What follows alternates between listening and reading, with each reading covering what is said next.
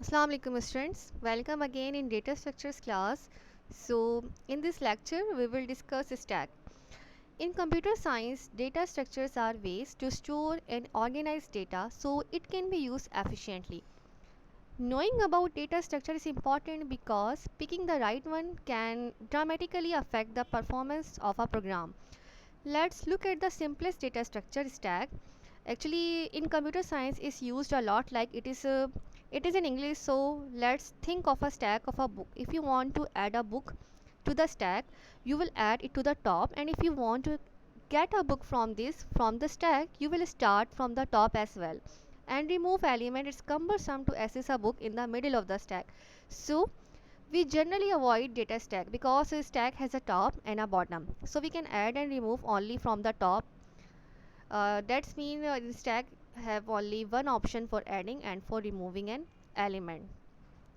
So pushing element onto the top of the stack for adding, and popping element from the top of a stack for removing. That's mean push means add and pop means removing.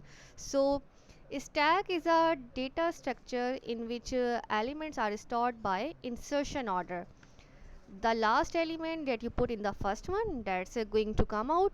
Element have no index, so we can't access them in the middle of the stack, so we can only add to the top and remove from the top. Pushing and popping stacks are useful in context in which we want to reverse the order of elements. Well, you can see here the example stack of books. As I already told you, yeah, you can say the stack of trays in a cafeteria. Again, I'm repeating what is a stack. Elements are stored by insertion order. Stack is also called last in first out. Elements have no index, can only add to the top and remove from the top because it contain only one end, and this is top.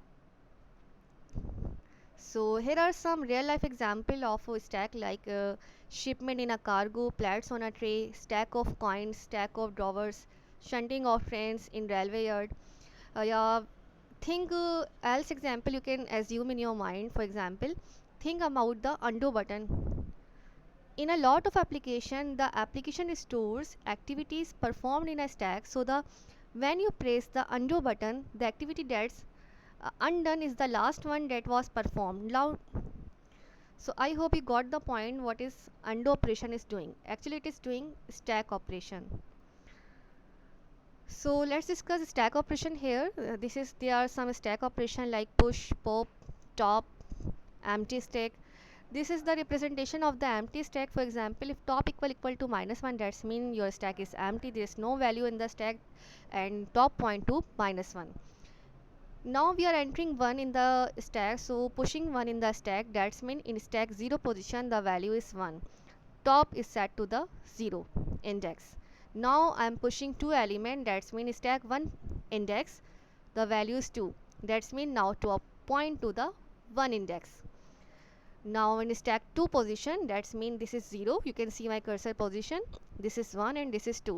That's mean cursor, stack 2 position, stack 2 index, the value 3 is inserted and the top is located at index 2.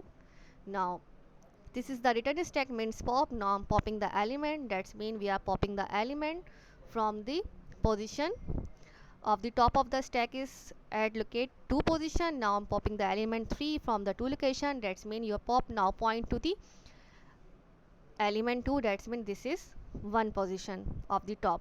So that's it. This is the simple and quick overview of stack. Thank you.